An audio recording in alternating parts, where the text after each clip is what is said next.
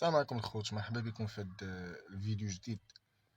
الخوت اليوم ان شاء الله غنشوفوا في واحد الفيديو واحد الشيخ، واحد الداعية معروف في زازي، شكون اللي ما كيعرفوش.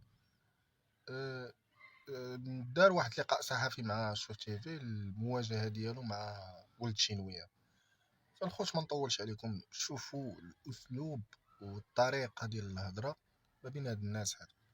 فين هو الدين، فين هو الحشمه، فين هو الوقار، فين هو انك تصنت لواحد الشيخ اللي حامل لكتاب الله، فين هو الاحترام.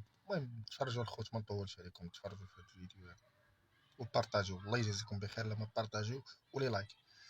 ما كتسمعش ولا داول الشينويه؟ لا سمعت لا واش قلتي ما تنعرفوش؟ قرب الميكرو اللي كاسي في زازي. واش قلتي ما كنعرفوش حيت هو قال ما كيعرفكش؟ لا حشومه، لا لكن الصدق هو هذا، ما لا اعرف الرجل عمرك ما طلع لك في حتى شي فيديو؟ نهائي. غريب، مع العلم انك زعما تتصفح السوشيال ميديا. لا سمعت هذه الكلمه ديال ولي فنة.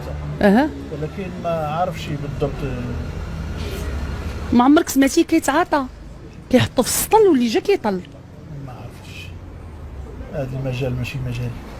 لا راه هي واخا الحاجه كتكون ماشي مجالك بحكم اننا في السوشيال ميديا.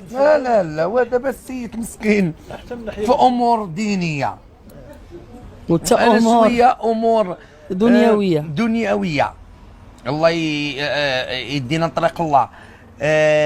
يمكن ما تنطلعش ليه، يمكن تطلع ليه الدين، تطلع ليه الدعاء، تطلع ليه القران، تطلع ليه بزاف د الحوايج. اليوتيوب، شوف اليوتيوب راه ما يمكنش يطلع لك كل شيء. دابا انت ماشي غير في اليوتيوب، انت راه درنا التيك توك طلع لينا، درنا اليوتيوب طلع لينا، درنا الفيسبوك طلع لينا، درنا اي حاجه في مواقع التواصل الاجتماعي راه كتطلع. في النعم بالقرقاع، الصحه والراحه تستاهل القرقاع.